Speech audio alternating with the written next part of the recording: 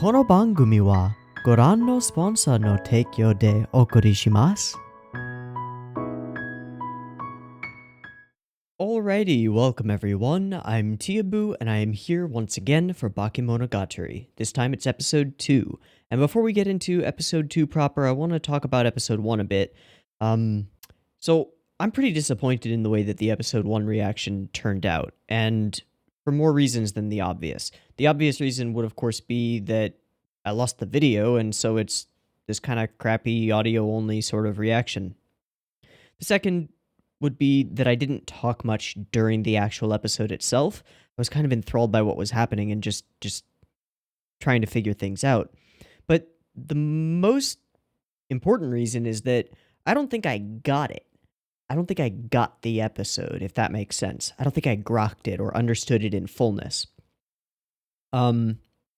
So I want to go back and retrace my steps a little bit, because I've since watched the episode twice more in the week between then and now, and realized a lot of things that I had either missed or just taken at face value and not. I didn't really think about the implications of them or what they might mean for the story going forward, or really even what the staff was trying to do with the intro episode. So the first thing that I want to talk about is the introduction of the episode proper, and two parts of it. The first part is not the actual first scene, which is the street crosswalk, panty shot, that stuff. We'll talk about that right after, but first, what I want to talk about, we get that, and then we get this sequence of flashbacks, which I am now aware are flashes from Kizu, I think. I don't actually know for sure. But they're flashes from a prequel. So they're telling the story of before, and I assume the story of Araragi becoming a vampire and wrestling with that and becoming not a vampire anymore, or undead, or whatever he is. And the interesting thing about this flashback isn't so much the content of it or the fact that there's a prequel, it's what it does to the viewer and what it conveys. So after rewatching it a couple of times, I found myself kind of fascinated by the way that this little, really short sequence of high action, high intensity scenes, what that provides to the viewer in terms of world building and understanding of this story. The first thing is that we're not starting at the beginning of this story. Maybe of a story in this universe, but it's not the beginning. Things are already happening, and that's the most important part. Not only are things happening, but exciting things are happening. Strange things are happening. Vampires, fights, crazy looking people, lots of color. It's nutty. But what it gives us is this palpable sense that this world is alive and active and moving, and that we're jumping into the middle of an ongoing narrative that it teases, it promises, it shows a little bit of what has come before. And that raises the question, well, if all of that was so awesome, then what's happening now? Because we could just watch that story, right? We could just read or get involved in that story. That seems like a good story. So there must be something else that's going to occur that's going to be really interesting. And that's the setup with which we jump into this story and we meet these characters. I've forgotten student council girl name. Shit. But Araragi and Senjogahara's meeting is really the catalyst, as far as I can tell, for this story going forward, at least for the first portion.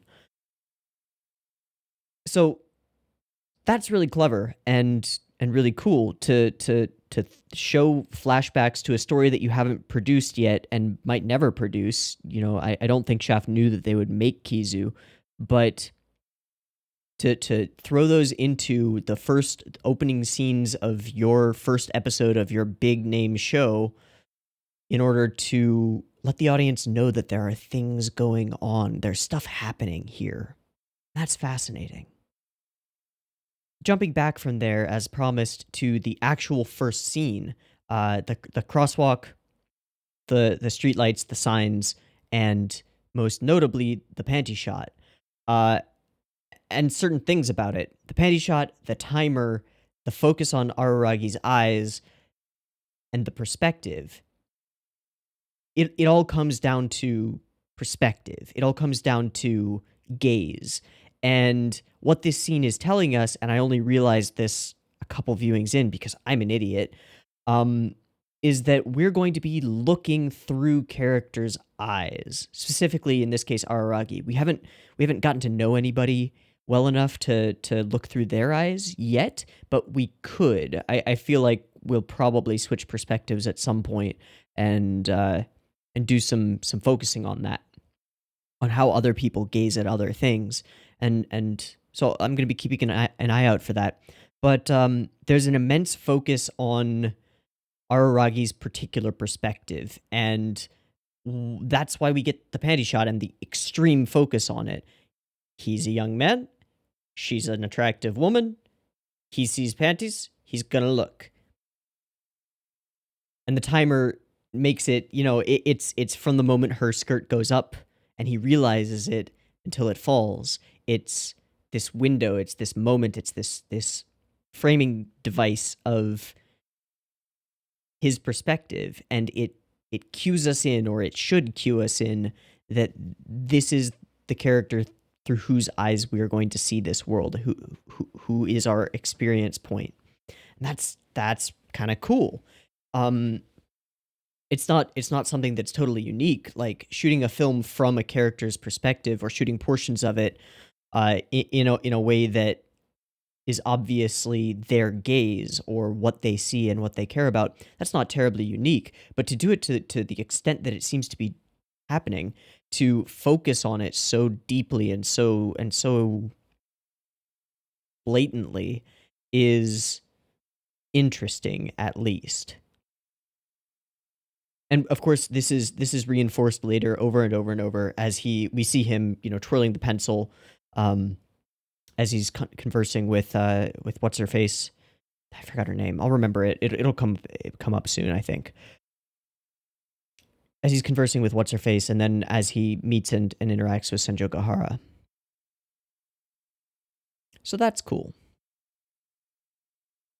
I think I did, in the reaction previously in the discussion, I did mention that this world feels empty except for its characters. That there are no fluff people walking around or classes happening or anything like that, at least not yet. And I think that's an interesting decision. It narrows the focus quite a bit, but it also prevents Shaft from having to deal with animating lots and lots of students and stuff, which is very nice for them. I don't know if it's got more purpose than that, but to narrow the perspective, our perspective as the audience, is pretty important. Going along with this idea of perspective are some of the black frames, which are actually kind of brownish, but they're titled Kuro, right? And a number of them occur. It's the context in which they occur that's important, I think. So we see a close-up of Araragi's eyes, and then he blinks, and then we get a black frame. So I think those are him blinking because we are in his perspective, and that's what it's trying to train us to feel or train us to understand. So that's interesting. What else? There were other things. Crap. Oh, first confrontation scene between Senjo Gahara and Araragi, where she staples the inside of his cheek. This is an interesting one because there's some latent symbolism that might be a reach, but I'm gonna go with it anyway. So bear with me. When the first object that she puts into his mouth to threaten him is a razor blade, right? A tool for severing, a tool for cutting things apart, and they interact a little bit, and then she says something about your other cheek must be lonely, and pulls a stapler. And instead of using the razor blade, she staples the inside of his cheek. Now, a razor blade is, and the reason that I started thinking about this was because they chose to make the OP of this season stapler related. It's like, well, okay, what's the symbolism of a staple? Well, it's a thing that it's a tool which binds things together, which forces two objects, usually paper, together. So, is there some latent symbolism? Is there some hidden meaning in her choice to staple the inside of his cheek? From a film perspective, yeah, that's a bond. That's close knit. That's tying things together. That's grouping things. And that's kind of cool. So I think that's interesting. I still don't know what we're going to get into in terms of like the weight crab, uh, Oshino and that, but we saw flashes of Oshino in the flashback thing, prequel thing. So he's another character with, he's a living character. He's got history. He's got past. And so does the girl who he called Nothing or Nothingness, who he is now given a name, which is interesting. There seems to be a focus on naming things, potentially powerful, which is also explored when he talks about the different potential names for the weight crab. So that's a thing. Let me see, what else was there? I feel like there was something else that I wanted to mention, but now I'm forgetting it. So in the interest of getting things rolling, I'm just going to skip over it. I've done what I wanted to do, I think, in terms of pointing out a couple of the things that I missed and have since realized or thought about more on rewatches. And I just want to kind of do it justice, you know? That's sort of the weird thing about watching a show that a lot of people really enjoy, is that it puts me in a position where I feel the need to try to do it justice, because my goal as a creator is to add something to the media that I experience. You know, I view this as a journey to find interesting ideas more than anything. And if I'm just watching something and going, whoa, that's not super useful or valuable as far as I'm concerned to you, I know that there are a lot of people who get more simple comforts out of reaction videos, like just the companionship of watching something that you enjoy with someone who's also enjoying it can be great. But personally, I like to be able to unpack things. And as I'm going through, and right now I'm watching every new show that's airing this spring season, every single one. And a lot of the simpler shows are pretty easy to unpack, and there's not a lot to add to them. But when you get a show like this that's so complex and so intent driven, and the same thing sort of rears its head with Evangelion and with Sangatsu, these shows that have thought put into them and are serious in a sense and have meaning and are trying to say something. Well, they're my favorite kind of shows, but paradoxically, they're also sort of the most difficult to react to in the way that I want to create content. Because it's easy enough to just watch something and like say what you're thinking, but what I want to do is say things that I'm thinking that have meaning, and to add something to the show, or to view it from a different perspective in order to give you something. That's really what I want to do. And so I felt pretty bad about this first Bakemonogatari reaction, because I knew that there was more to it, that there is a lot to it, that it's not just popular for the sake of it, that it's got something there, and that it's serious and trying to say something, and that a lot of people have gotten things out of it. And yet I wasn't able to convey that in my first video, and that really disappointed me. So sorry, seriously. And I'll gambarimasu. I will do my best in the future. That went on a little bit long, a little bit tangential. Okay. Episode 1, we are introduced to this world. a couple of primary characters. Senjo Gahara and Araragi run into each other.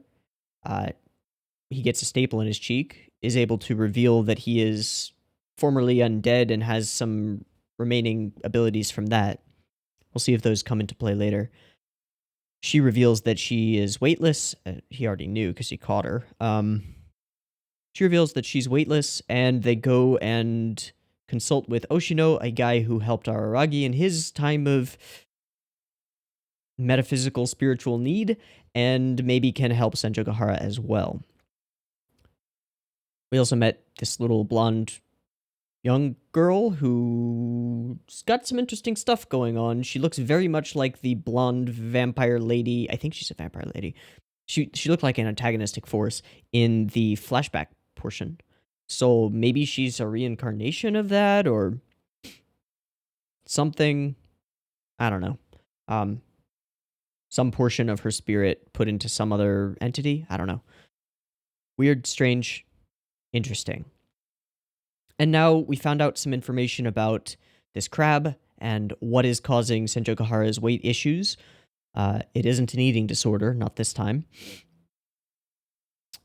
And I guess we're going to go and try to solve it. Maybe.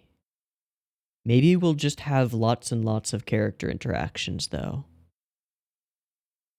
I don't know. I have no idea where this is going, which is great. It's a great feeling. So, let's find out, shall we? I've got the episode up. It's at 0 seconds.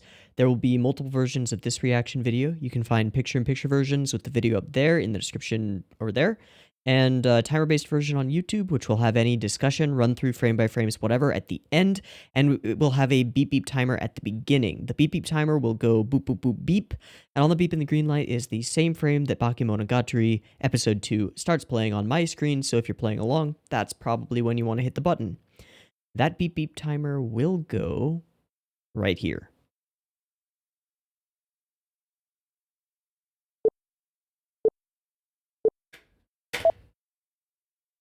Okay, got it. Double check recording. Okay, we're actually recording this time. Please be quiet when climbing stairs, landlord. Okay. Whose house is this? Wow, bright. Again, we're chopped. Showering.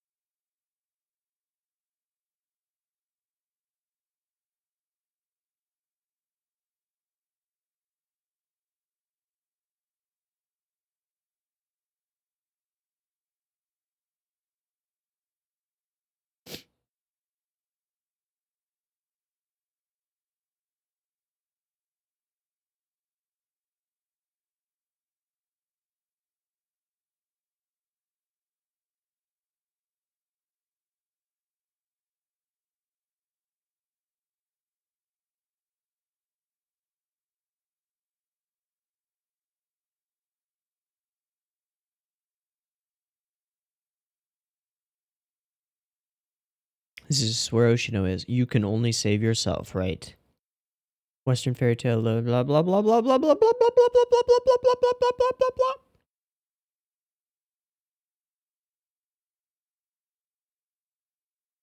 Okay. That was incomprehensibly fast and intended to be. How is that not helping her? Hmm. Pure clothes?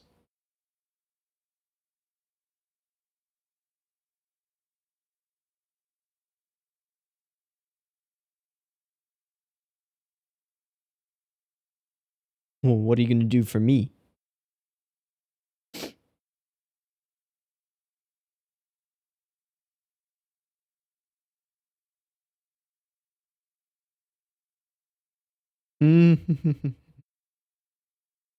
he was going to do it for free.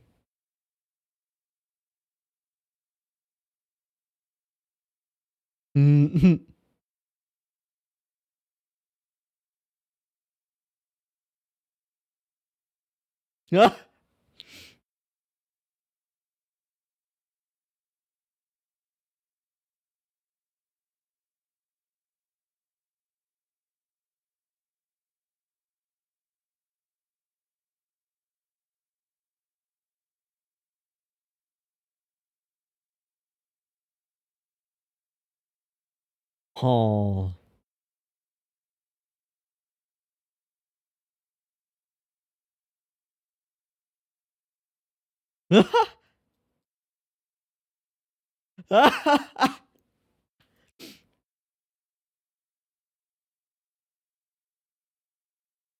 Totally not bashful. Why? She doesn't care. Oh.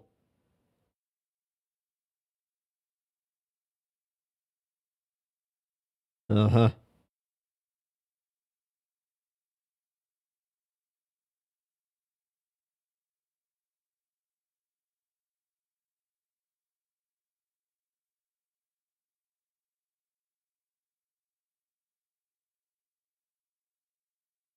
Very shafty. What? No.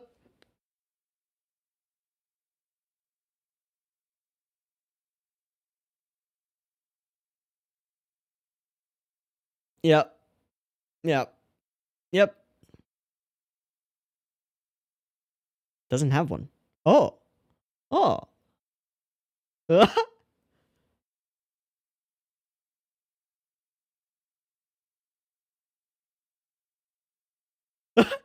A critique? Fair enough. Not gonna be what she's looking for, though. Yeah. Oof. Is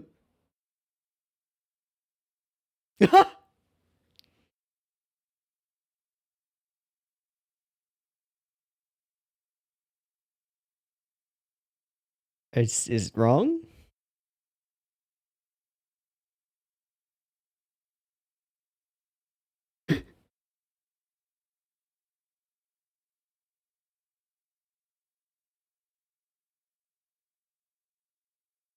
Hanekawa. That's her name.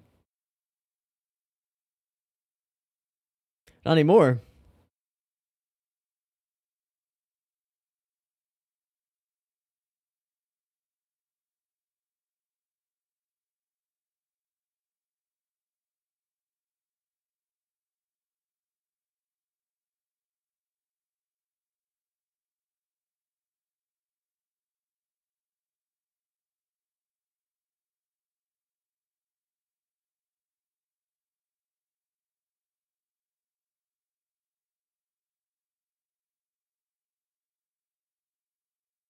Hmm. Because you said, yeah.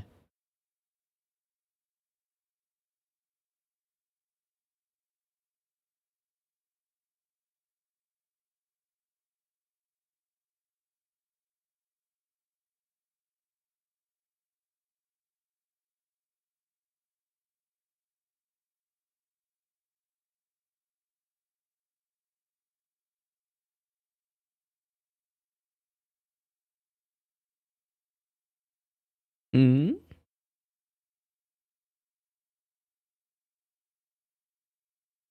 Oh.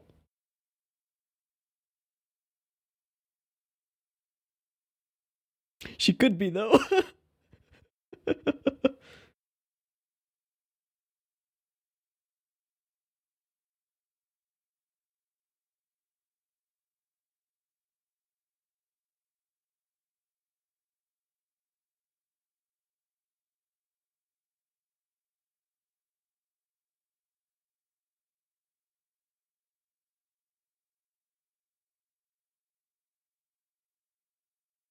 Animation number none. A form of cheating? Cheating on what?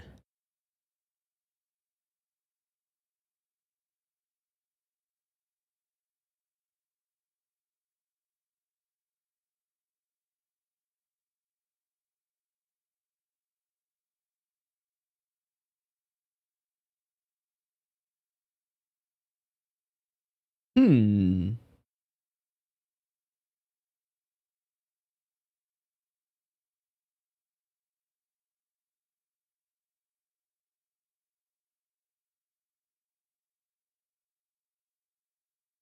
Hmm. Hmm.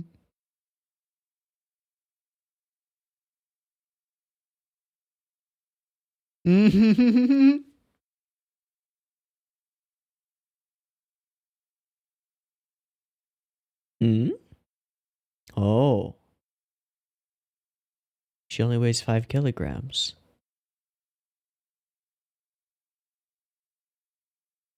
Possible.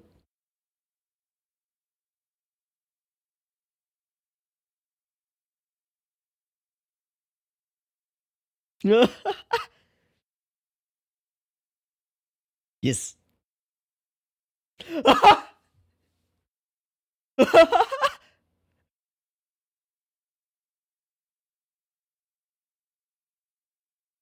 What have I done?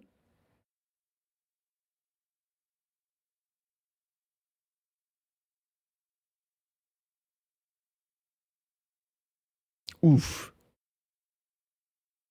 Because it's below 50?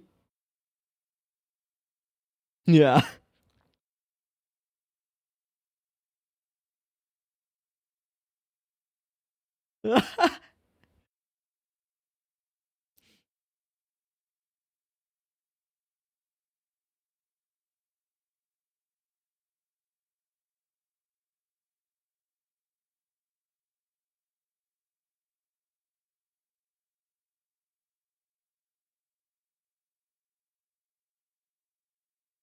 Oh, we got a head tilt. It's like a super head tilt with a bendy back. Like,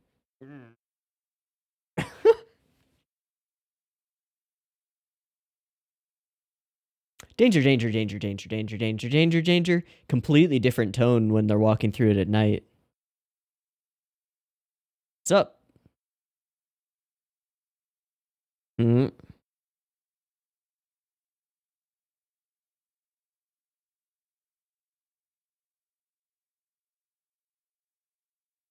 Hmm.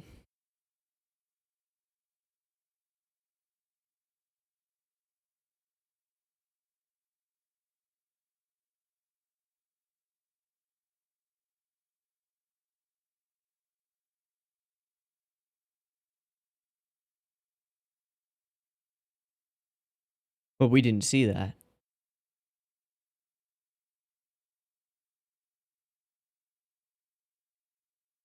What did he mean by that? You haven't improved?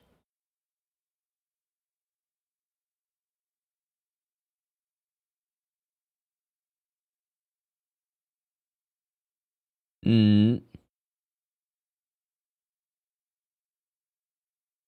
Ah, so that was the cat that we saw there. Nymphomaniac cat.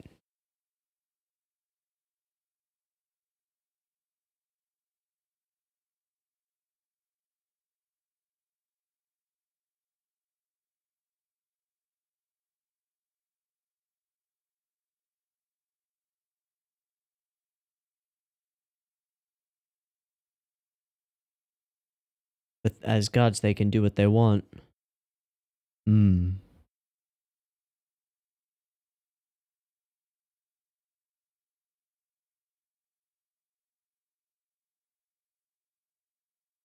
Ants.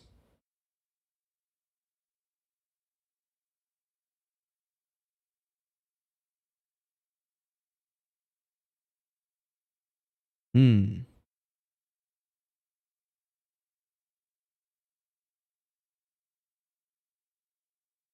He said to summon it, right?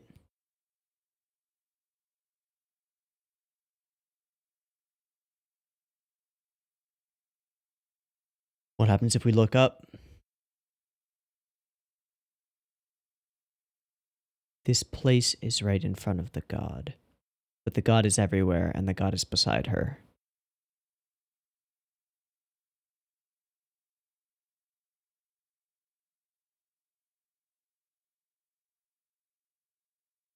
Hmm.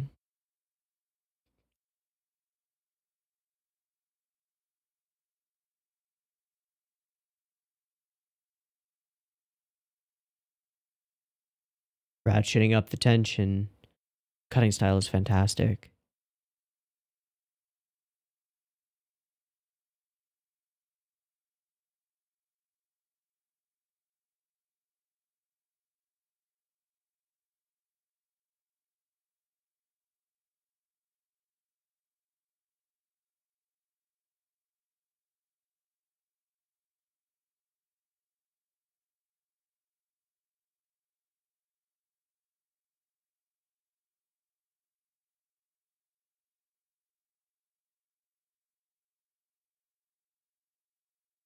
He's opened his eyes and he's looking.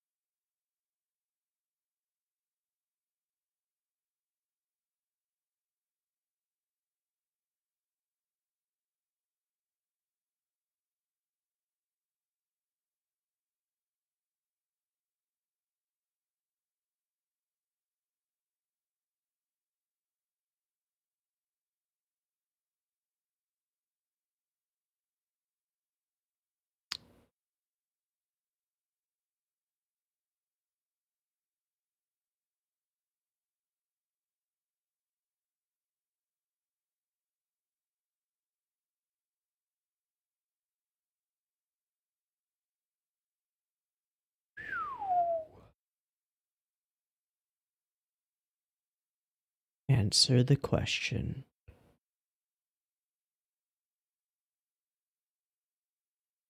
Dig into it.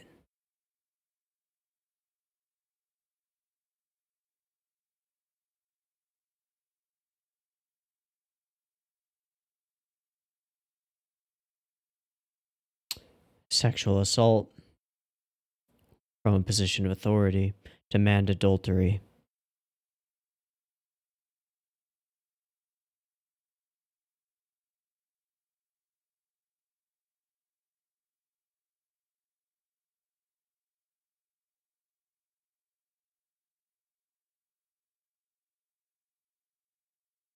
Okay. She believed.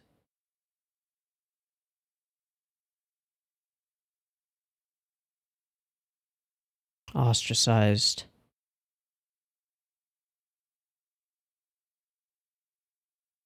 Worse than ostracization?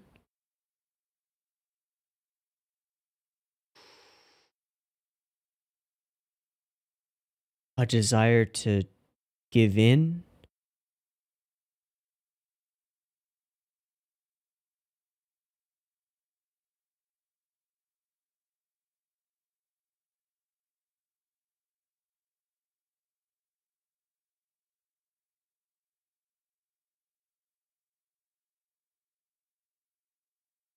The crab is here.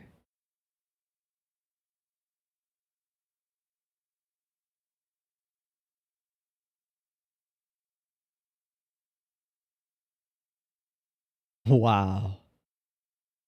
Oh, yeah.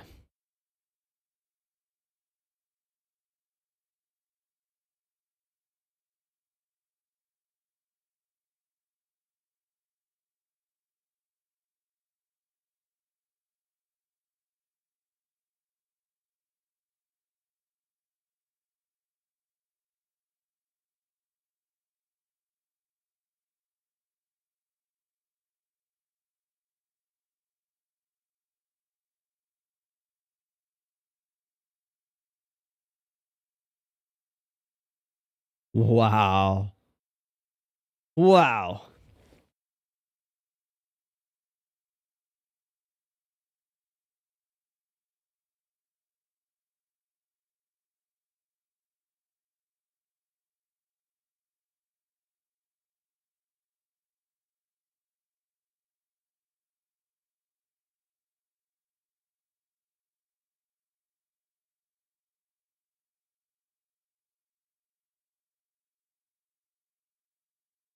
Fighting an invisible god.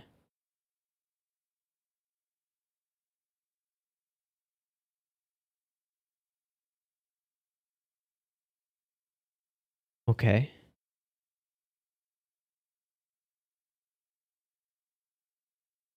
The last option.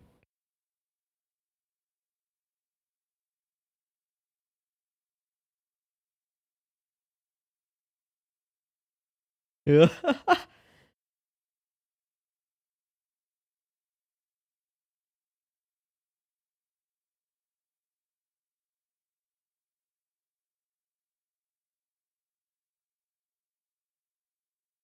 She wants to do this the right way, huh? Yep. Middle school, second grade classroom.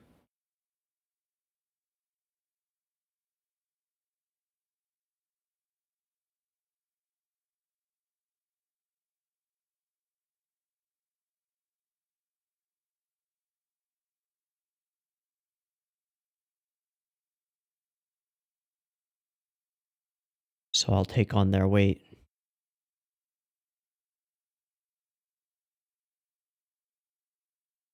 Psychological weight as physical weight. Okay.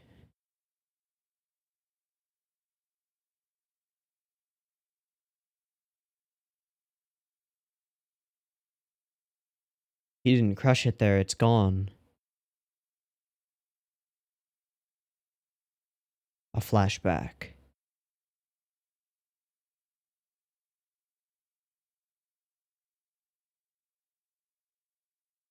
Open the mind's eye.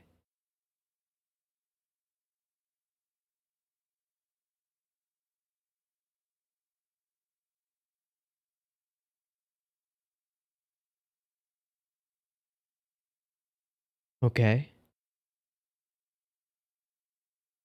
Fervently, fervently, fervently.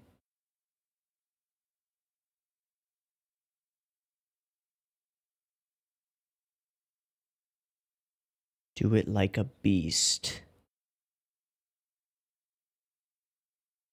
Desire to molest a girl. Beast, palm of the hand.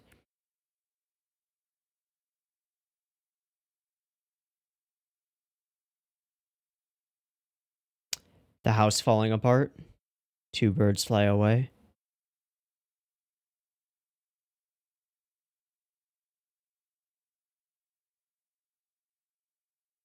End of flashback. Wow.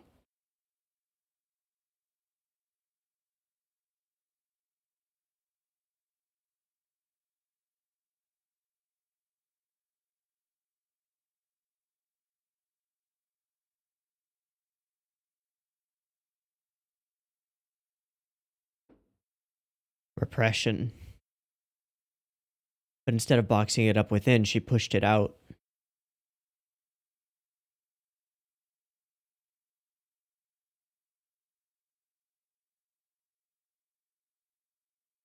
But she'll be whole.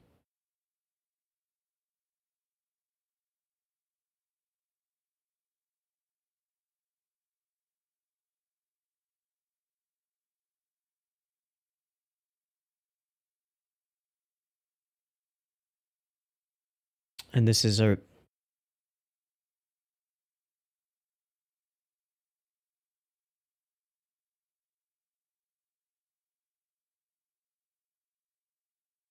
This is Staple Stable coming back as a reprise. Sort of triumphantly.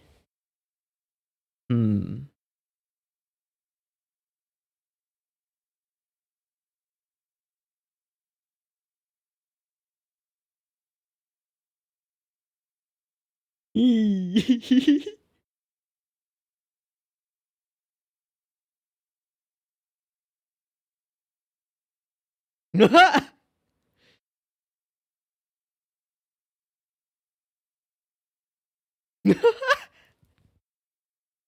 Oh, what a family. Two little sisters, alright. You take on some of her weight?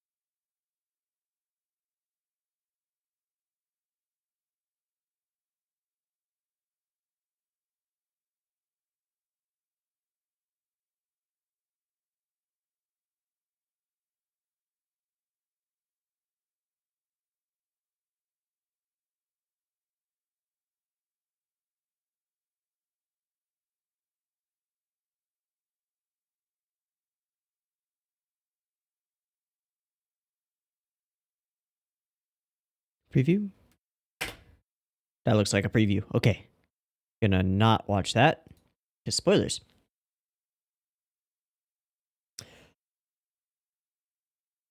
Okay, first things first, I'm gonna go through the flashy text scenes and just go through all of them and see if there's anything interesting. And I'll probably end up just cutting this out so that, we can get to the discussion-y part sooner. Okay, so that text sequence of a lot of flashing text right after the OP was an interesting story, framed as being told by Oshino to Senjogahara because he says "Little Missy," and it's framed as a Western fairy tale of a man who sells his shadow to an odd old man for 10 gold coins, and then is ostracized and rejected by the townspeople where he lives because it's weird for him to not to not have a shadow. So he then sells his, or no, he doesn't then. He had sold his normality for 10 gold coins. And he goes and he goes and he searches to find this old man to get his shadow back so that he can be normal, and is unable to find him no matter where he looks. And then it goes silent voice, silent voice, silent voice, silent voice until it ends. And it flashes Nishio scene on a red background, and then the title.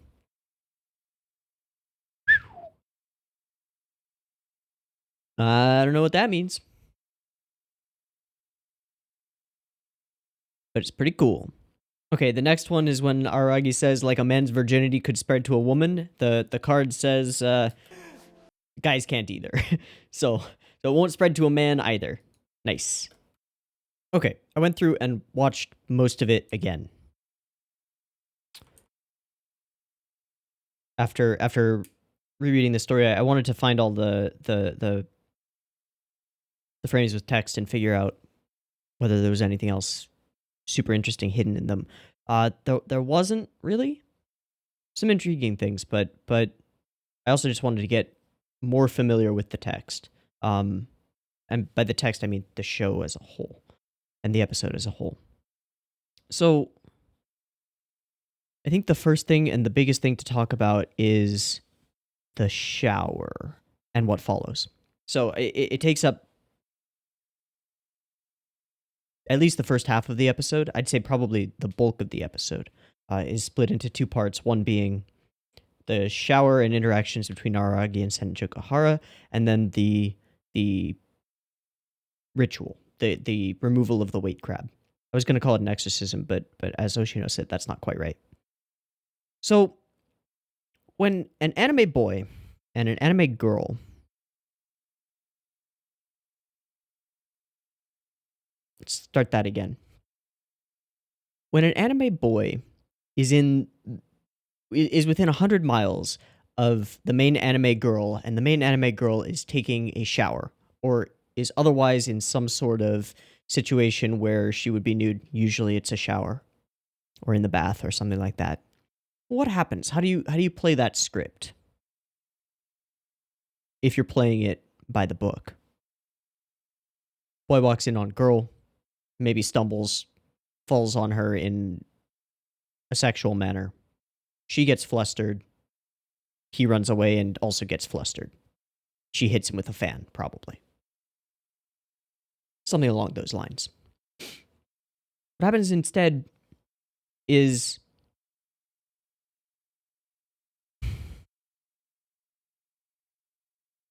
kind of a complete reversal in a lot of ways. So we saw this played out in Ava with the scene between Shinji and Rei, where a lot of that sequence, the unexpected or the provocative collision, I forget what TV Tropes calls it. There's a TV Tropes page for this. It's related to Thanks for the Memory and some other ones. But when characters collide and boy ends up on top of naked girl. Or otherwise, whatever. You know what I mean. Instead of, we saw this sort of in Ava, in that Rei doesn't react the way that we would expect her to, and that's a subversion of expectation. She's completely stone-faced while Shinji's the one who becomes super flustered by this situation. Here we have sort of a similar thing happening, where Senjo Gahara is not bashful at all, completely unfazed by the situation. But there is no collision, right? In fact, a number of times during the sequence, Araragi runs to the other side of the room when she crosses, when she walks across to get something or get a different piece of clothing. He moves away from her, but keeps her in vision. So sort of like he's afraid of sexuality of woman, right? Which makes sense and is a great way to show how young men feel about women and sexuality. It's like a push-pull, right? It's a weird dynamic. And I think they executed it pretty perfectly. But what happens is, instead of the boy taking action, which is usually the case, the boy walks in and does something or falls or whatever, they're the catalyst, and the girl is just doing her thing, showering and whatever. Aragi is here, but he doesn't actually take any action during this sequence. It's Senjo Gahara who takes action by walking in, unclothed. So she initiates this scene and is the catalyst for it. She creates this situation. And I would say it's fair to say that she knew what she was doing. And he kind of calls her out for it, and it's not really addressed by saying, you just want to show off that proud body of yours. And that's not quite right. Because it all folds into itself, and has to do with the history and the story that's revealed later during the crab exorcism. I called it an exorcism. But that she walks in and that he is the one who is uncomfortable in this situation, and she is not. She is completely comfortable as far as we know, and as far as she expresses, completely comfortable with being nude in front of someone else, and says that I'm just not used to wearing clothes because they're heavy. This is just her acting in her natural state, and he's the one who's being weird because he's so flustered by this situation. He's the one who's off balance, off kilter. So the power dynamic of the situation, which is usually a kind of a fantasy or a fantasy fulfillment, or a way to get main girl in an exposing situation for fan service purposes, instead it's completely flipped in almost every way. The girl has come out on top, but not just simply by falling on the guy or anything like that. There's no falling or touching or anything. It's that she is on top in terms of the power dynamic of the scene, and is more comfortable with herself physically and sexually than Araragi is, which is interesting and makes sense for people of this age. Um, but it's an interesting way to set Senjogahara apart as a character.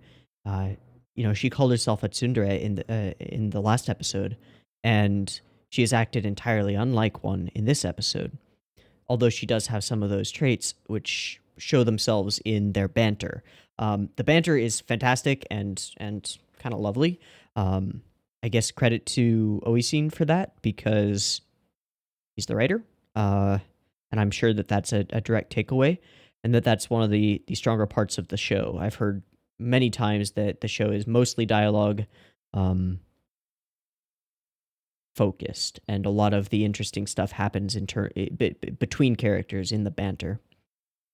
When Araragi tells her that she should have covered herself, uh, he's really saying, like, your nudity makes me uncomfortable, so you should have dealt with that, right? It's your responsibility to protect me from your nudity, from your sexuality.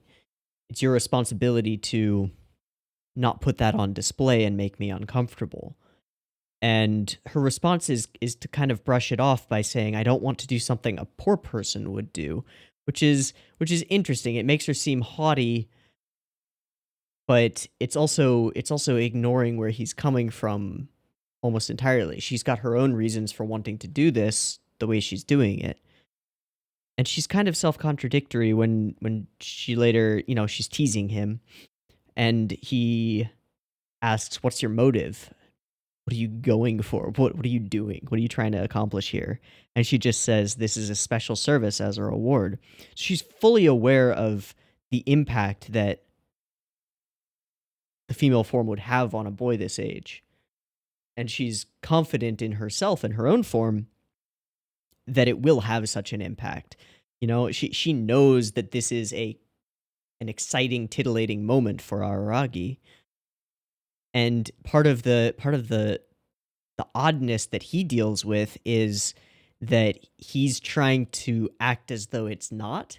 He's trying to play it cool, right? He's trying to act like this is nothing. And she just blows right past that. Absolutely right past that. And then she asks him for a critique. And this is interesting to me because I don't know the answer to this little question. She asks him, "You could at least give me a critique."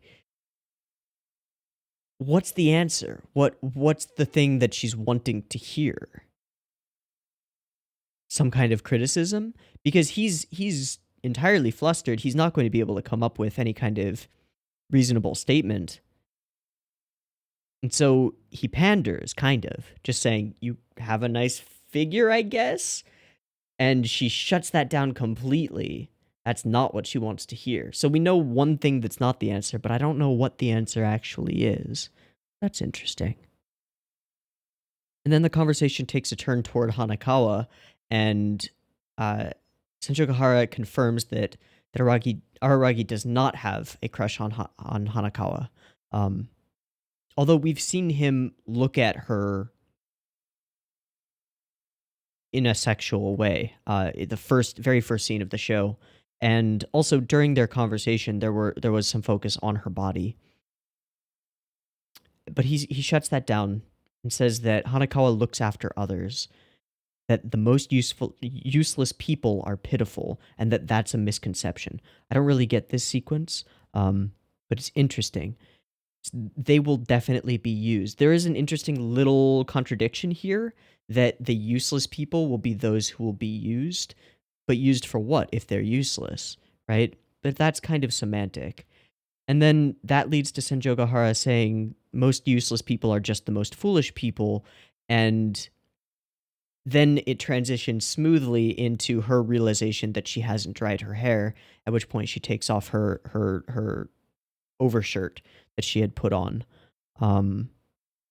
And he questions her, "Are you actually an idiot or a fool?" Which sort of feels like it's the punchline, but not to a joke. It's like it's the conclusion to this little conversation about useless people and foolish people. And she sort of tips her hand, showing that she's not quite the haughty person that she maybe tries to be or maybe sees herself as. She's a little bit more, not clumsy quite, but that kind of airheadedness sometimes. And there's a visual cue for this at 7:13-ish. Where is it? At 7:13-ish, when she's buttoning her shirt here. So yeah, and she's talking about if I would believe in him that easily, I would have been tricked countless times, which is sort of a foreshadow of the fact that she doesn't put trust in people easily because of things that have happened in her past, which will be revealed as we go deeper into her psychology to deal with this crab. Her mother was too trusting of the cult leader, and as a result, she was assaulted. So that's pretty serious, and it makes sense that she wouldn't trust someone like Oshino, especially someone who is a priest, right? So there's already a relation to a religious cult leader very easily, because that hasn't turned out well for her in the past. But as she's saying this, she skips a button on the shirt that she's buttoning, and then she fills the next button. Now one thing is, maybe this shirt is too small for her, maybe her breasts have grown. Okay. But more than that, I think this folds into the whole are you actually an idiot thing, because it's just a little flub, just the tiniest little flub to fail that button.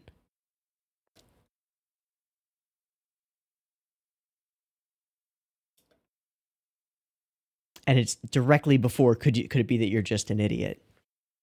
That's interesting. That's interesting.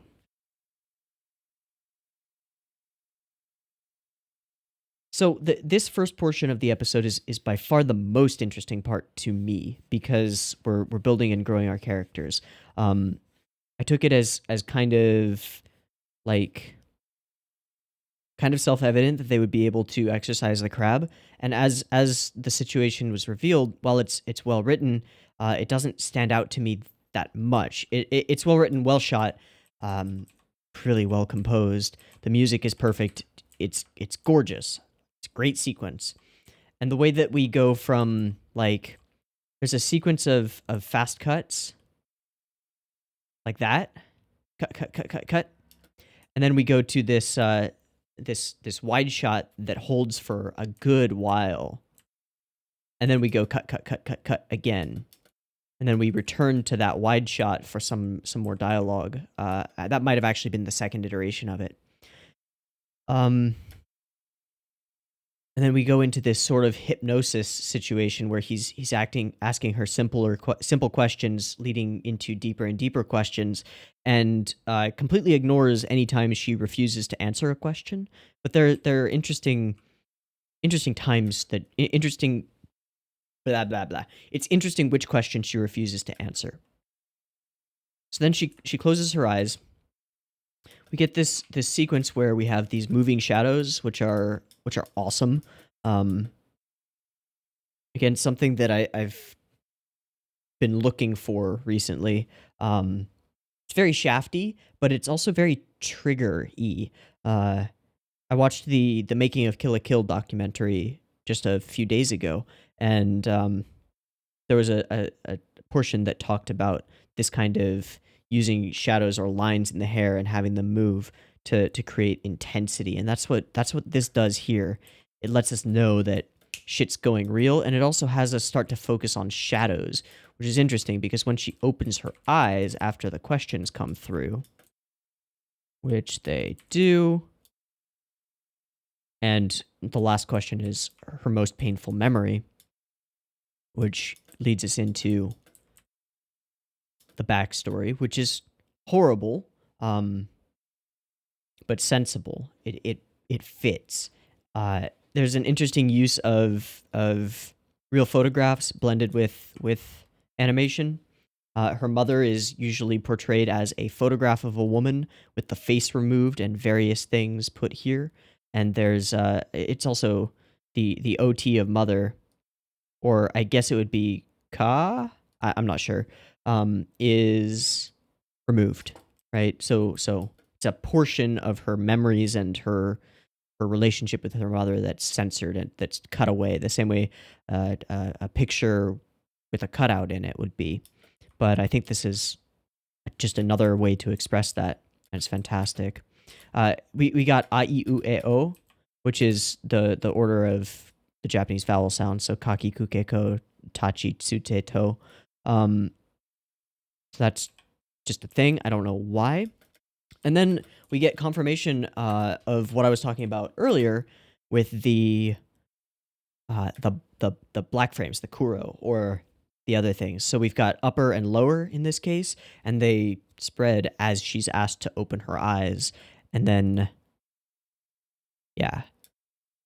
So our eyes open on the scene as hers do. And then we see crab, and this is just crab. And then a big explanation at the bottom of a rote dictionary explanation of what crabs are. The color palette swaps completely from this sort of darkish red glowy to this bright white with the presence of a god there. The others cannot see it. She's bashed against the wall until Oshino removes the crab. He states that it would be possible to exorcise it by fighting it as a last resort, and she refuses, instead choosing to fight through her emotions and her history because she wants to gain herself back. She wants to gain the parts of her that were missing. Aiueo again. Lots of flashes, lots of interesting stuff. Really interesting use of color, as usual. And a really interesting way of looking at this flashback. Also, lots of actual photographs, like this one. In terms of memory, it's more a sequence of feelings and experiences than it is an actual visual, cohesive story, right? Beast, horrifying, hands groping, and then she meets the crab.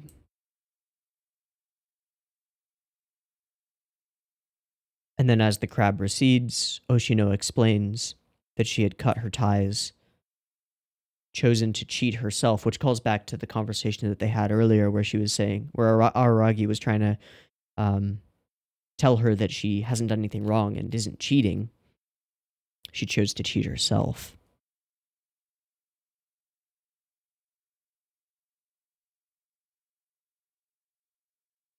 And he explains the sort of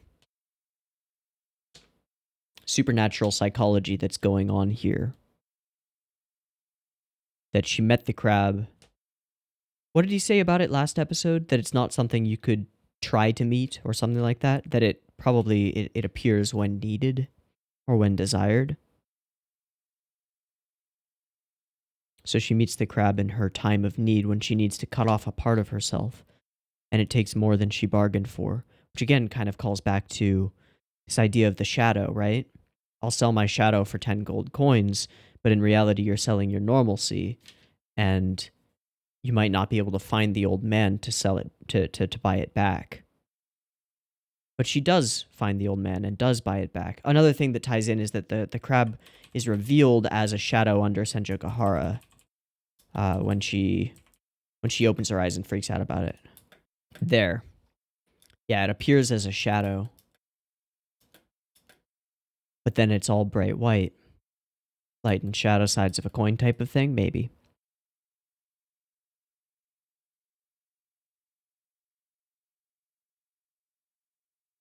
We meet his sisters, who exist, which is cool. Oh, that's the preview.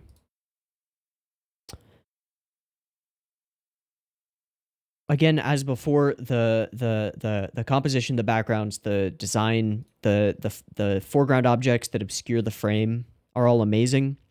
During the shower sequence, there are a lot of sequences that have, or a lot of cuts that have this sort of fish-eyed perspective applied to the backgrounds, at least. Really focused. Oh, she's got a cool pattern in her underwear, which is a very shafty type of pattern. Yeah, when she puts her bra on, I think it's pretty... Yeah. So as she moves, the pattern does not. Right? Yeah, the pattern is static, and it's stationary, the stuff that she carries with her. So that's interesting. It's also very sexy, right? It's intended to be very sexy, and of course it is. We're seeing this through Araragi's eyes, and he's pretty flustered. The layout of this environment is insane. It's great to look at. We've really contracted the frame down to just a small section of the actual window, and everything else is just interesting patterns and shapes of architecture. Not realistic in any sense, but it still feels grounded. It still works. It also creates a large barrier between them. And I think right here... Where is it? Here we go. Okay, there's the scene. All right, so she gets really close to him in the middle, and then there's this barrier separating them. And then she walks over here. She walks over to the left of the screen in order to get to her wardrobe to get her clothes out. And he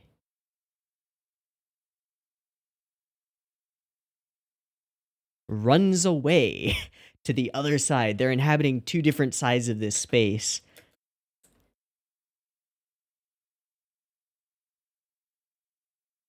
And they remain that way.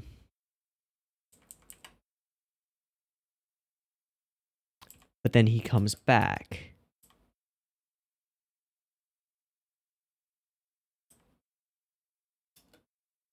We don't see him move over here, do we? And when he does move over... When does he move over? Is it right after this sequence? Zooming in on her thighs?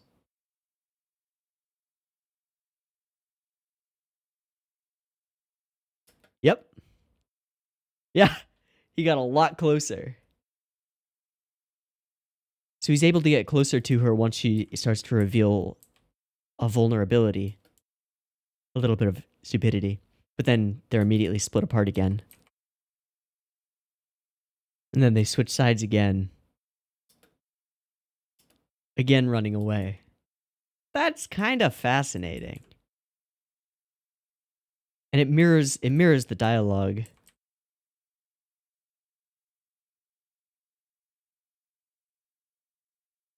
And then once she brings up Hanekawa, we see them together in frame.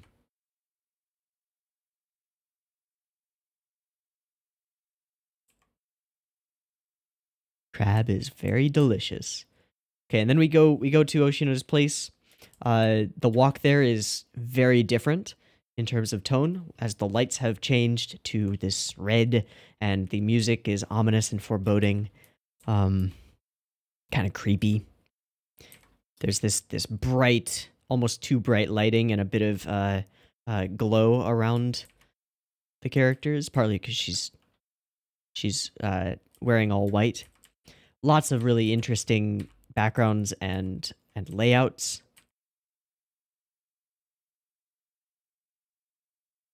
And then it's the sequence. The truth comes out. She handles resolving her issues. And the crab leaves. But it is, as Araragi says, a careless god, and it transfers, instead of giving her weight back, it seems to have done that, but also given some extra weight to Araragi. So maybe he'll just deal with that, or maybe we'll have to do some more on this front to get everybody's weight back to normal. We'll see. We'll see. But it works. And she is grateful. Fascinating episode. A lot of fun. And again, it sort of blew by too fast for me to follow almost. Felt like 10 minutes or so instead of 20. It's the mark of something really good. So, I think I've covered everything that I have to say at the moment. I'm a little bit more pleased with this one than the last video. That's good. And I'm gonna get it into editing and out to you. So, I've been Teeaboo. This has been Bakemonogatari episode 2. I hope that you've enjoyed it as much as I have, and I hope to catch you in the next one. Also, I haven't done this in a long time, but chill stuff. If you liked this video, go ahead and like it. If you hated it, give it a thumbs down. It's all good. If you could let me know what you disliked about it, then I can use that information to improve, and that's really helpful. If you're not subbed and you want more, you could do that. And if you are subbed and you're not getting my videos, the bell might help you. And finally, if you really like this content, you can head over to patreon.com/Teeaboo to get more of it. You can get next week's Bakemonogatari a week early, along with anything else that I'm watching that's not like currently airing. Access to the Discord to chat about stuff, and the ability to vote in polls for what I watch next. So if any of those things sound appealing to you, you can head over there and throw me a few bucks and help me continue eating while I do this. So that's really helpful. Thank you. And yeah, so I hope to catch you in the next one next week, or if you're a patron, sooner. And I'll see you there. Peace.